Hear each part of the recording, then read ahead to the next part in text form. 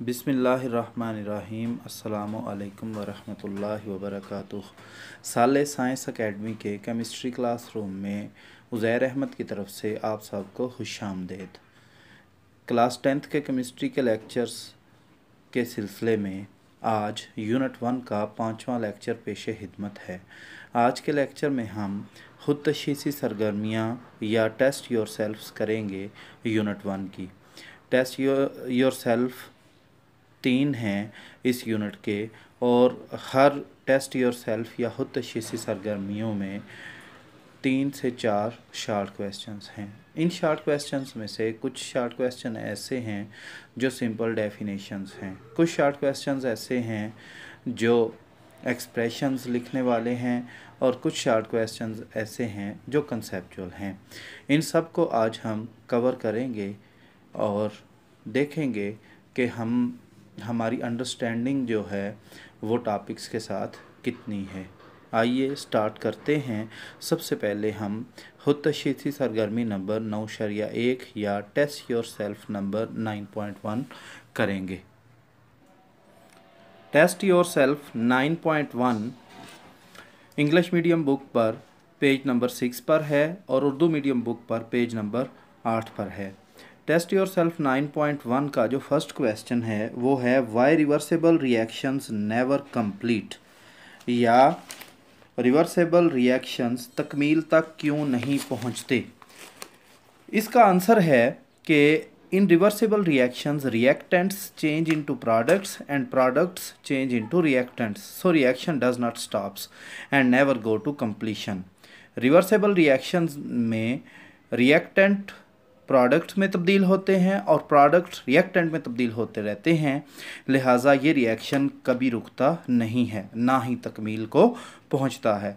सवाल ये था कि रिवर्सेबल रिएक्शन मुकम्मल क्यों नहीं होते। रिएक्शन के मुकम्मल होने का मतलब है रिएक्शन थोड़ी देर हो और जो ही सारी रिएक्टेंट्स जो हैं प्रोडक्ट में तब्दील हो जाएं तो रिएक्शन रुक जाए। इसको कहते हैं रिएक्शन का मुकम्मल हो जाना, रिएक्शन का तकमील को पहुंचना।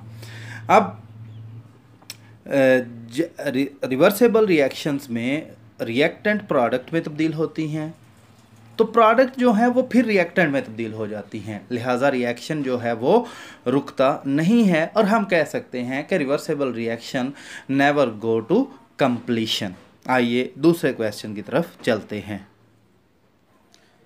क्वेश्चन नंबर 2 है what is static equilibrium, explain with an example, या स्टैटिक इक्विलिब्रियम क्या है, मिसाल देकर वजाहत करें। इस क्वेश्चन का आंसर आपने बुक से तलाश करना है।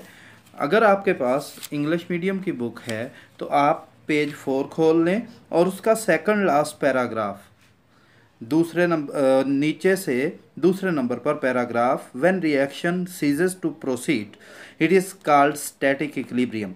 This happens mostly in physical phenomena. For example, a building remains standing rather than falling down because all the forces acting on it are balanced. This is an example of static equilibrium. और अगर आपके पास Urdu medium की किताब है तो आपको page number 5 खोलना पड़ेगा और उसका लास्ट पैराग्राफ, जब कोई रिएक्शन मज़ीद आगे नहीं बढ़ रहा होता तो ये स्टैटिक इक्विलिब्रियम कहलाता है। ये डेफिनेशन हो गई। एग्जाम्पल क्या है कि एक मिसाल के तौर पर एक इमारत मुनहदम होने की बजाय कायम रहती है क्योंकि इस पर अमल करने वाली तमाम फोर्सेस तवाज़न में होती हैं। ये स्टैटिक इक्विलिब्रियम की मिसाल है।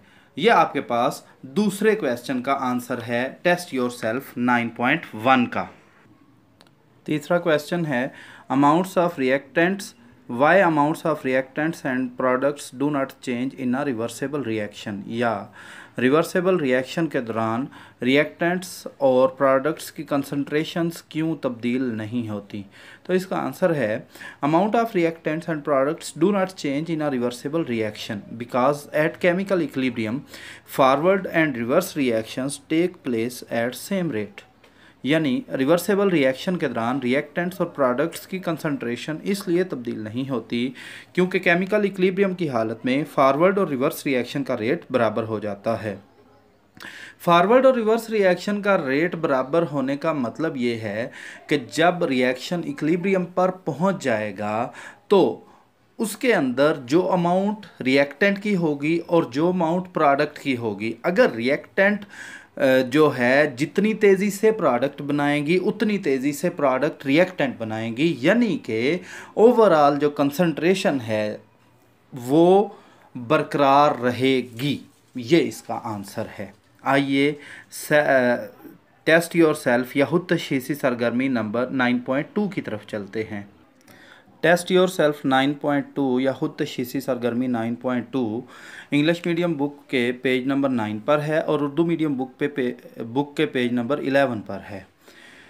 जो इसका पहला क्वेश्चन है, define law of mass action, ये हम पढ़ चुके हैं। गालबन हमारा दूसरा लेक्चर जो था वो शुरू ही इससे हुआ था कि लॉ ऑफ मास एक्शन को डिफ़ाइन करें, तो ये आपने बुक से खुद देख लेनी है definition law of mass action की। दूसरा क्वेश्चन है, how is active mass represented, या एक्टिव मास को किस से ज़ाहिर किया जाता है। तो इसको की जगह पर आप ये भी लिख सकते हैं, एक्टिव मास को स्क्वायर ब्रैकेट से जाहिर किया जाता है। It is denoted by square bracket. Question number 3 है, what do you mean by equilibrium constant. Equilibrium constant से क्या मुराद है। अगर आपके पास उर्दू मीडियम की बुक है तो आप पेज नंबर 12 खोलें, उसके ऊपर सबसे ऊपर जो डेफिनेशन लिखी हुई है, पहली डेफिनेशन, वो इक्विलिब्रियम कांस्टेंट की डेफिनेशन है।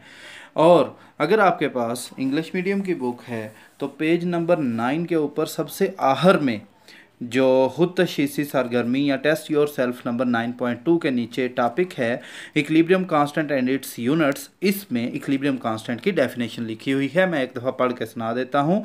Equilibrium constant is the ratio of the product of concentrations of products raised to the power of coefficient to the product of concentration of reactants raised to the power of the coefficients as expressed in the balanced chemical equation।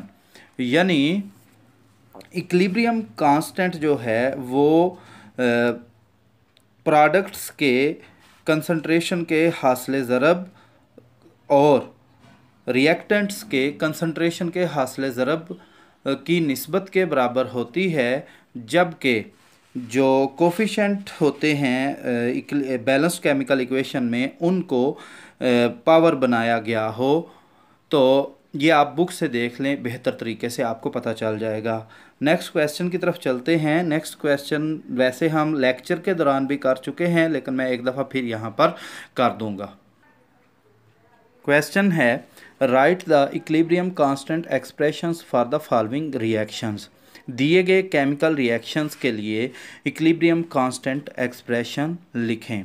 सबसे पहले अगर मैं reaction 1 के लिए equilibrium constant expression लिखूं तो मैं लिखूंगा Kc बराबर, सबसे पहले मैं देखूंगा मेरे पास प्रोडक्ट में क्या है। प्रोडक्ट में है N2O4, तो इसकी एक्टिव मास लिखूंगा स्क्वायर ब्रैकेट के अंदर N2O4, और फिर देखूंगा इसका कोफिशिएंट क्या है। इसका कोफिशिएंट 1 है तो N2O4 की पावर 1 लिख दूंगा। डिवीजन में जाऊंगा और देखूंगा रिएक्टेंट क्या है। रिएक्टेंट है मेरे पास NO2, तो NO2 की कंसंट्रेशन लिख दूंगा स्क्वायर ब्रैकेट के अंदर, और फिर देखूंगा इसका कोफिशिएंट क्या है। इसका कोफिशिएंट जो है वो 2 है, तो उसको मैं स्क्वायर बना दूंगा। इस तरह मेरे पास जो है वो Kc की वैल्यू जो है वो आ जाएगी पहले रिएक्शन के लिए। अगर मैं दूसरे रिएक्शन की बात करूं तो दूसरे रिएक्शन के अंदर मेरे पास प्रोडक्ट में PCl5 है, तो मैं लिखूंगा PCl5 की कंसंट्रेशन, और PCl का जो कोफिशिएंट है वो 1 है, तो पावर 1 लिख दूंगा। डिवीजन में जाऊंगा तो मेरे पास रिएक्टेंट है PCl3 + Cl2, तो PCl3 की कंसंट्रेशन इनटू Cl2 की कंसंट्रेशन। अब Cl2 का कोफिशिएंट भी 1 है, PCl3 का कोफिशिएंट भी 1 है। याद रखें जिसके साथ कुछ ना लिखा हो उसका कोफिशिएंट 1 होता है, तो दोनों की पावर 1 बना दें। 1 ना भी लिखें तो गुजारा हो जाता है। तीसरे रिएक्शन की तरफ आते हैं। तीसरे रिएक्शन में मेरे पास रिएक्टेंट हैं 2SO2 + O2, प्रोडक्ट है 2SO2। 3। तो मैं इसके लिए Kc की वैल्यू लिखने के लिए सबसे पहले प्रोडक्ट लिखता हूँ। प्रोडक्ट है SO3, तो SO3 की कंसंट्रेशन और इसके कोफिशिएंट 2 है तो इसकी पावर जो है वो मैं 2 लिख देता हूँ। डिवीजन में जाता हूँ और रिएक्टेंट्स की कंसंट्रेशन का हासिल ज़रब लिखता हूँ। SO2 है पहला रिएक्टेंट और उसका कोफिशिएंट 2 है तो उसको स्क्वायर लिख देता हूँ। साथ में प्लस O2 है तो मल्टीप्लाइड बाई O2 और इसका जो 1 है हमारे पास कोफिशिएंट, तो लिहाजा उसकी पावर जो है मैं वो 1 नहीं लिखता। 1 लिखें ना लिखें उसका यही मतलब है, ना लिखें हो यहाँ पर अगर 1 लिखा है तो इसका मतलब भी 1 है, अगर 1 नहीं भी लिखा तो इसका मतलब 0 नहीं है, 1 ही है।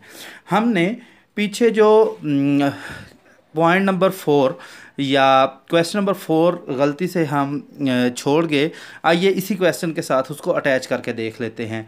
लिखा हुआ है point out the coefficient of each in the following hypothetical reactions. मैं एक मिसाल के साथ सिर्फ समझा दूंगा, बाकी आपने खुद कर लेना है कि ये हमारे पास एक हाइपोथेटिकल रिएक्शन है 2A + 3B will give us 4C + 2D। सवाल ये है कि कोफिशिएंट कैसे लिखने हैं। तो कोफिशिएंट लिखने का तरीकाकार ये होता है कि आपने देखना है कि आपके पास जो रिएक्टेंट मटेरियल है, रिएक्टेंट मटेरियल नज़र आ रहा है आपको, रिएक्टेंट है आपके पास A + B, तो A के साथ जो मल्टीप्लाई हो रहा है ये कोफिशिएंट है, B के साथ जो मल्टीप्लाई हो रहा है बैलेंस केमिकल इक्वेशन में ये कोफिशिएंट है। तो मेरे पास A जो है 2 जो है ये कोफिशिएंट है, 3 जो है ये कोफिशिएंट है, ये कोफिशिएंट ऑफ रिएक्टेंट्स हैं। आपने ऊपर लिखना है कोफिशिएंट्स ऑफ रिएक्टेंट्स या रिएक्टेंट्स के कोफिशिएंट्स, तो नीचे लिख देना है 2, 3। और फिर प्रोडक्ट में अगर आप देखें तो आपके पास C और D 2 प्रोडक्ट हैं और 4 और 2 ये जो कांस्टेंट कीमतें आ रही हैं ये रिएक्टेंट कोफिशिएंट्स ऑफ प्रोडक्ट्स हैं। इस तरह आप ये चारों पॉइंट्स सॉल्व कर सकते हैं। आइए इस चैप्टर की आखिरी टेस्ट योरसेल्फ या खुद तशख़ीसी सरगर्मी की तरफ चलते हैं। टेस्ट योरसेल्फ 9.3 या खुद तशख़ीसी सरगर्मी 9.3 इंग्लिश मीडियम बुक का पेज नंबर 14 है और उर्दू मीडियम बुक का पेज नंबर 17 है। पहला क्वेश्चन है what do you mean by extent of a chemical reaction, या किसी रिएक्शन की हद से क्या मुराद है। Extent of reaction means how far reaction will proceed before establishing equilibrium state. किस रिएक्शन की हद से मुराद है कि इक्विलिब्रियम पर पहुंचने से पहले रिएक्शन किस हद तक होगा। दूसरा क्वेश्चन जो है खुद तशख़ीसी सरगर्मी नंबर 9.3 का और पहला क्वेश्चन खुद तशख़ीसी सरगर्मी नंबर 9.1 का वो सेम क्वेश्चन है, इसलिए उनका आंसर जो है वो भी सेम होगा। लिहाजा आप 9.3 खुद तशख़ीसी सरगर्मी के आंसर के लिए 9.1 का पहला क्वेश्चन देख सकते हैं इस वीडियो के शुरू में। तीसरा क्वेश्चन है कि अगर किसी रिएक्शन में Kc की वैल्यू बड़ी हो तो क्या ये मुकम्मल होगा और क्यों। If a reaction has a large value of Kc will it go to completion and why. Answer है large value of Kc means reaction mixture contains almost products at equilibrium and reactants are negligible, so we can say that reaction is almost complete. किसी reaction की Kc की बड़ी कीमत इस बात की निशानदही करती है कि इक्विलिब्रियम पर रिएक्शन मिक्सचर में प्रोडक्ट्स ही प्रोडक्ट्स हैं और रिएक्टेंट्स ना होने के बराबर हैं। लिहाजा हम इसके बाद अब आपने लिख लेना है, लिहाजा हम कह सकते हैं कि रिएक्शन बड़ी हद तक तकमील को पहुंच चुका है। रिएक्शन का मुकम्मल होने से मुराद ये होती है कि किस हद तक रिएक्टेंट्स जो हैं वो प्रोडक्ट में तब्दील हो चुके हैं। और जब अगर इक्विलिब्रियम के मौका पर रिएक्शन मिक्सचर में ज़्यादातर प्रोडक्ट्स ही हों तो हम कह सकते हैं कि रिएक्शन जो है वो तकरीबन मुकम्मल हो चुका है। क्वेश्चन है कौन से रिएक्शंस कभी तकमील को नहीं पहुंचते, या which type of chemical reactions never go to completion. Such reactions which has very small value of Kc यानी कि equilibrium constant never go to completion. For example, ये एग्जांपल इसके नीचे भी लिख देनी है, इंग्लिश मीडियम वाले आंसर के नीचे भी। ऐसे केमिकल रिएक्शन जिनके लिए Kc की कीमत बहुत कम हो वो कभी तकमील को नहीं पहुंचते। मसलन ये हमने एक मिसाल दे दी है, reaction 2NH3 will give us N2+3H2। ये तो था इसका आंसर। इसकी वजह क्या है? इसकी वजह यह है कि Kc की वैल्यू बहुत कम होने का मतलब ये है कि रिएक्शन मिक्सचर के अंदर एट इक्विलिब्रियम ज़्यादातर रिएक्टेंट ही रिएक्टेंट हैं और अब उनने वही रहना है, यानी रिएक्शन तकमील तब पहुंचता जब तकरीबन सारी रिएक्टेंट प्रोडक्ट में तब्दील हो जाती। अब इक्विलिब्रियम एस्टेब्लिश होने के बाद तो रिएक्टेंट जितने हैं उन्होंने उतना ही रहना है, लिहाजा हम कह सकते हैं कि ऐसे रिएक्शन कभी भी मुकम्मल नहीं होते। फिफ्थ क्वेश्चन है, why the reaction mixture does not have 50% reactants and 50% products at equilibrium position। Equilibrium की हालत में रिएक्शन मिक्सचर में 50% रिएक्टेंट्स और 50% प्रोडक्ट्स क्यों नहीं पाए जाते? ये क्वेश्चन है। इसका आंसर आपको सामने स्क्रीन पर लिखा हुआ नज़र आ रहा होगा। In most reversible chemical reactions value of Kc is not about 1। So at equilibrium position 50% reactants and 50% products are not available। ज़्यादातर केमिकल रिएक्शंस में Kc की कीमत एक या एक के नज़दीक भी नहीं होती, इसलिए इक्विलिब्रियम पोजीशन पर 50% रिएक्टेंट और 50% प्रोडक्ट नहीं पाए जाते। अब आइए इसको समझते हैं। 50% रिएक्टेंट और 50% प्रोडक्ट होने का मतलब ये होता है कि इक्विलिब्रियम पोजीशन के ऊपर रिएक्टेंट्स की कंसंट्रेशन और प्रोडक्ट्स की कंसंट्रेशन बराबर होगी। तो अगर प्रोडक्ट्स की कंसंट्रेशन और रिएक्टेंट्स की कंसंट्रेशन आपस में बराबर होगी तो Kc की कीमत या 1 आनी चाहिए या 1 के नज़दीक आनी चाहिए। चूँकि बहुत सारे केमिकल रिएक्शंस में हम एक्सपेरिमेंटली ये देखते हैं Kc की कीमत 1 या 1 के नज़दीक नहीं होती, तो लिहाजा हम कह सकते हैं कि जो हमारे पास इक्विलिब्रियम पोजीशन के ऊपर 50% रिएक्टेंट और प्रोडक्ट रिएक्शन मिक्सचर में नहीं पाए जाते। इसके साथ ही आज के लेक्चर का अख्ताम होता है। उम्मीद है आपको सवालात की समझ आ गई होगी। अगर कोई ऐसी चीज़ है जिसको आप पूछना चाहते हैं तो कमेंट बॉक्स में आकर ज़रूर बताएं और साले साइंस एकेडमी का फेसबुक पेज लाइक करें और यूट्यूब चैनल को सब्सक्राइब करके बेल आइकन को ज़रूर प्रेस करें ताकि आपको हर नई वीडियो की खबर मिल सके। और इन वीडियोस को अपने दोस्तों के साथ जो क्लास 10 में न्यूली प्रमोट हुए हैं या जो क्लास 10 की तैयारी करना चाह रहे हैं उनके साथ ज़रूर शेयर करें ताकि वो भी आपकी तरह फ़ायदा उठा सकें। उज़ैर अहमद की तरफ से अगली वीडियो लेक्चर तक अल्लाह हाफिज़।